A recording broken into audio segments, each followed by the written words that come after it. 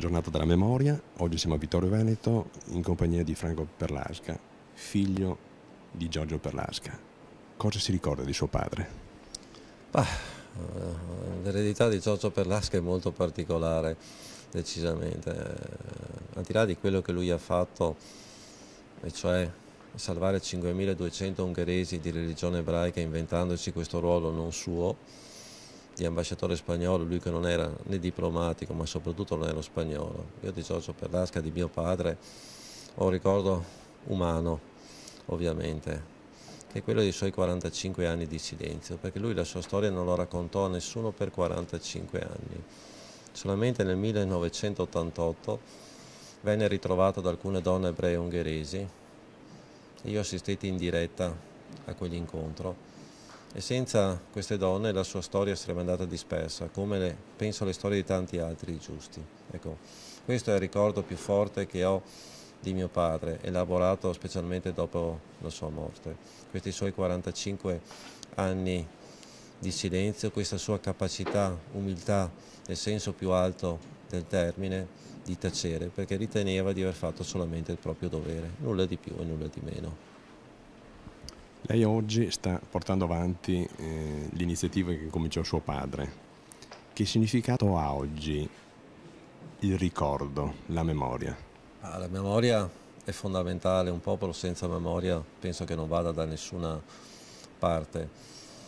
Io, o meglio, la fondazione che è stata costituita a ricordo di Giorgio Perlasca ha proprio questo compito, ricordare e fare memoria, affinché, testimoniando il suo esempio e l'esempio di tanti altri giusti, di persone cioè che fecero e non parlarono, si ricordi quel periodo terribile della nostra vita, si ricordi quegli anni bui, ma si ricordino anche quelle piccole stelle, quelle piccole luci che brillarono in quella notte devastante, cioè i giusti, perché rappresentano per noi tutti due cose. Il primo, la dimostrazione che qualsiasi di noi può sempre fare qualcosa, può sempre dire un no, può sempre opporsi, può sempre non rimanere indifferente, può sempre non guardare dall'altra parte, ma invece deve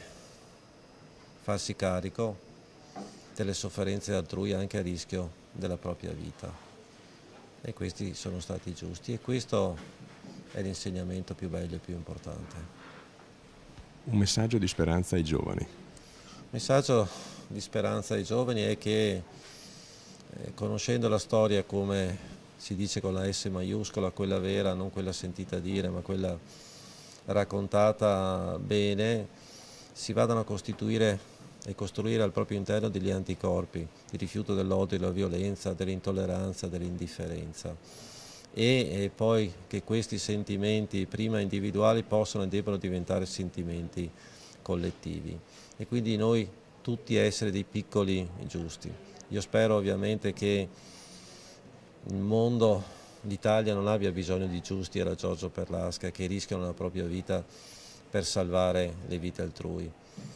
Però spero che in Italia vi siano tanti giusti nella vita quotidiana di tutti i giorni, che sappiano comportarsi coerentemente con giustizia, che sappiano anteporre molte volte i doveri rispetto ai diritti, cosa che purtroppo adesso non avviene. Penso che se ciò avverrà avremo tanti giusti nei fatti quotidiani e probabilmente quando succederanno fatti importanti, fatti che ci fanno anche pensare che bisogna mettersi in gioco, queste persone potranno farlo tranquillamente perché hanno già al proprio interno il DNA giusto.